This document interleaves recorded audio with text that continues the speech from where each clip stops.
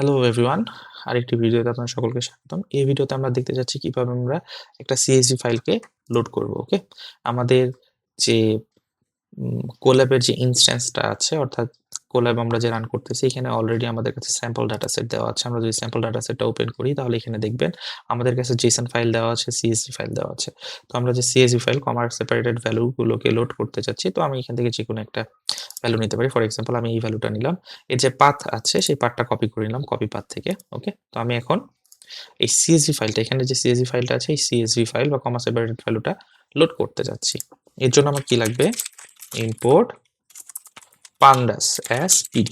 ওকে, এই pandas যে লাইব্রেরিটা আছে, pandas লাইব্রেরিটা আমাকে ডাটা ফ্রেম দিবে একটা, এবং pandas লাইব্রেরি আমার এই টোটাল কাজটা CSV লোড করার যে কাজটা আছে, কাজটাকে ইজি করে দেয়। CSV, এক্সেল সকল ধরনের কাজ করার জন্য আমি pandas এর লাইব্রেরিটা ইউজ করতে পারবো।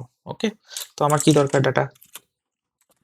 তো data equal to pd dot read underscore CSV, যেহেতু আমরা CSV রিড করতে যাচ্ছি, এর মধ্যে আমার এর লোকেশনটা বলে দিতে হবে। ওকে, এই read CSV যে ফাংশনটা আছে, এই ফাংশনটা অনেকগুলো প্যারামিটার নেয়। ওকে, সো এই প্যারামিটারগুলো নিয়ে এখনই আমাদের মাথা নষ্ট করার কোনো দরকার নেই। আমরা জাস্ট এখানে যদি আমাদের CSV ফাইলটা দিয়ে দিই, তাহলে আমাদের ডাটা যেটা আছে, ডাটাটা লোড হয়ে যাবে।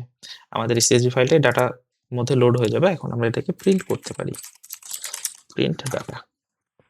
তাহলে আমাদের কাছে এই যে ডাটা সেটটা চলে আসছে, দেখতে পাচ্ছেন লংগিটিউড দেওয়া আছে, ল্যাটিটিউড দেওয়া আছে, হাউস মিডিয়ান এইজ দেওয়া আছে, হাউস ভ্যালু দেওয়া আছে। তার মানে এখানে আমার যে ডাটা সেটটা ছিল, সেই ডাটা সেটটা এখন এই ডাটার মধ্যে লোড হয়ে গেছে।